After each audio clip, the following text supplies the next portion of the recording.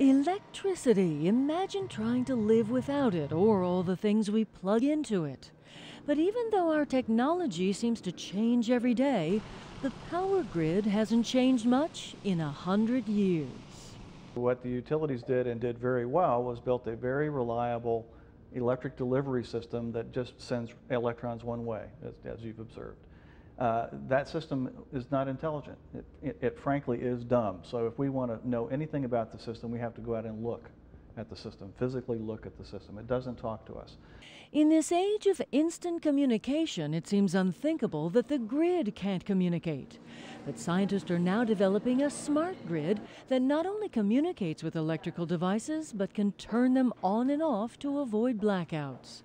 The National Science Foundation created an energy center devoted to creating smart grid technology, and it's located at North Carolina State University. This is the only one selected to focus on the smart grid and new technologies to help the smart grid become even smarter. So how does a smart grid work?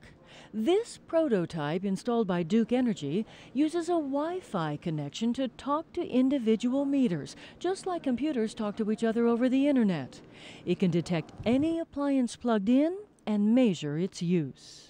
This coffee maker can talk to you and tell you how much energy it's using. Right. That's right. In a Duke Smart Grid study, volunteers allowed their appliances to be managed so that, for example, the dryer won't start until the oven is done preheating.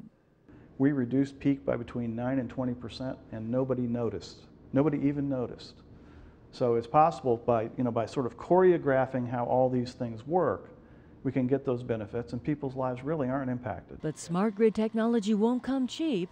Experts already anticipate rate hikes to pay for pollution control, including the proposed cap-and-trade system that penalizes carbon emissions, including from North Carolina coal plants. Throw in requirements for renewable energy, and now the smart grid, and utility experts say a rate hike is very likely. There is an upfront cost that we're going to have to bear to have the technology in place to enable this. But in the long run, it'll save money, allow us to operate the system more efficiently, and make us where we don't have to build the power plants and can use other technologies that'll keep prices down in the future. National studies show energy efficiency does work. Since 2000, the growth of electricity use has actually slowed down thanks to conservation and more efficient appliances. And experts say if electric cars take off, they'll need a smart grid to prevent blackouts in case everyone plugs them in all at once. The key is to delay charging until late at night, when there's plenty of electricity to go around. One national lab actually did a study that said almost 3/4 of the vehicles in the country could be electric vehicles without adding any capacity to our electric grid. In fact, those new cars could add to capacity. With their huge batteries, they could form a mobile power company that can send electricity back into the grid during an overload crisis. When you come into a parking deck and you have 90% state of charge, maybe you're willing to give up a little bit. Maybe you're willing to wait to charge the vehicle. And if a storm knocks out power, that battery could come in very handy at home.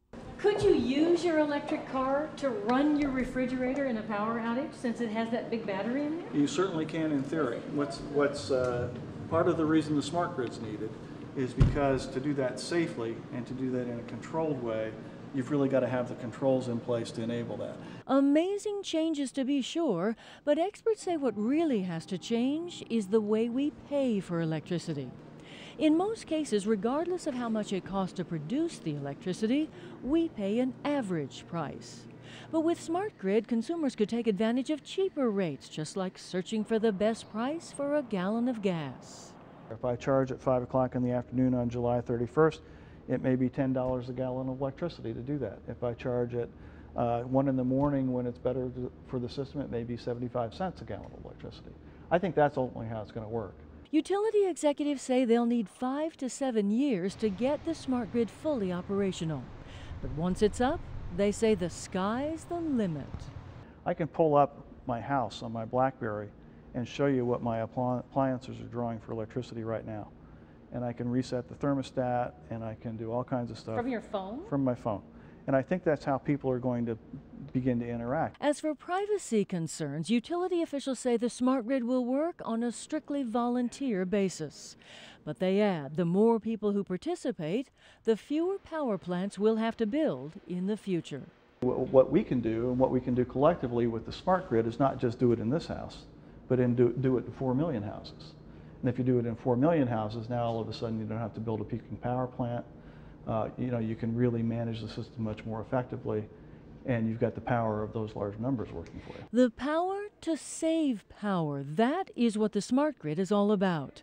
And experts believe this is just the beginning, that the smart grid will enable applications in the future that, like the gadgets we have now, we won't imagine how we lived without them.